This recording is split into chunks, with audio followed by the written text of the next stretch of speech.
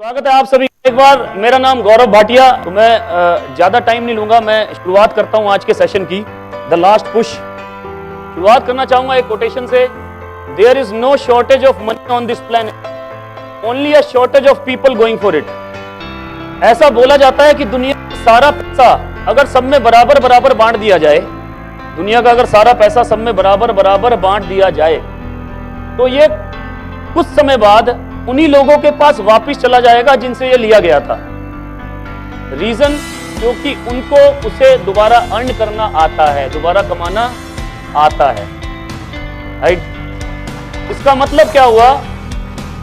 इसका मतलब क्या हुआ कि पैसे की शॉर्टेज तो नहीं है ना, कहीं भी पैसे की शॉर्टेज तो नहीं। अच्छा, आप क्या बाहर जब जाते हैं आपको मर्सिडीज देखने को मिलता है क्या?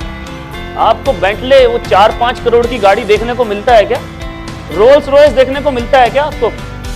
अच्छा, आपने देखा है लोग 5000 स्क्वायर फीट में रहते हैं, ऐसा देखा है आपने कभी? देखा है ना? हेलो, यस और नो? कोई अलग तो नहीं हो रहा इस दुनिया से? अलग तो नहीं हो रहा? हाँ जी, ये सब चीजें चांद पे तो नहीं हो रही, चांद पे तो नहीं हो रही, मंगल पे तो नहीं हो रही, यही हो रही हैं, आपके आसपास हो रही हैं, आपके सामने हो रही हैं। इसका मतलब पैसे की तो कमी नहीं है। The only shortage is of the people going for it, the only shortage.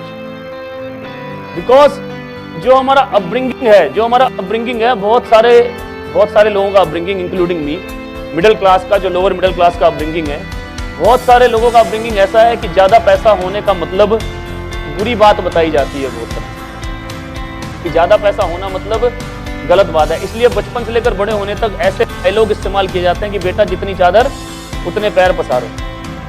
चादर लंबी भी तो की जा सकती है ना, राइट? लेकिन बोला वही जाता है कि जितनी चादर, don't take risk.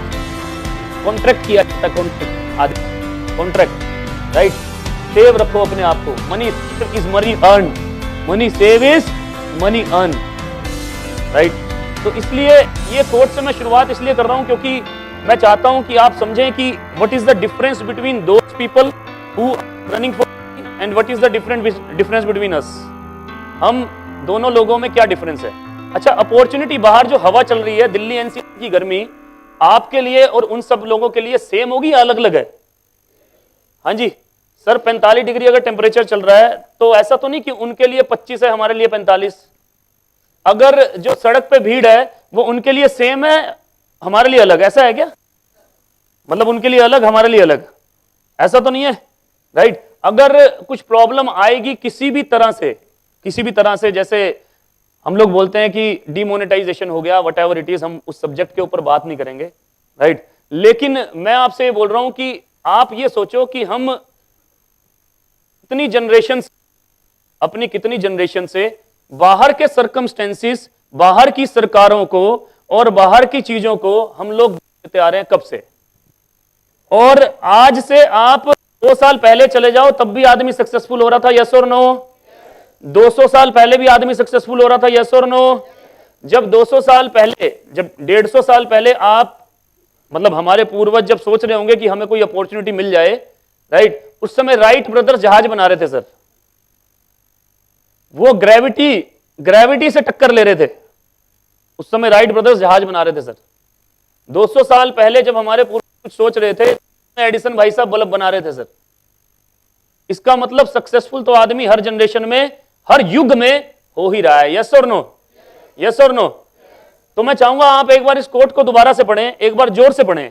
There is no shortage of money on this planet, people going for it.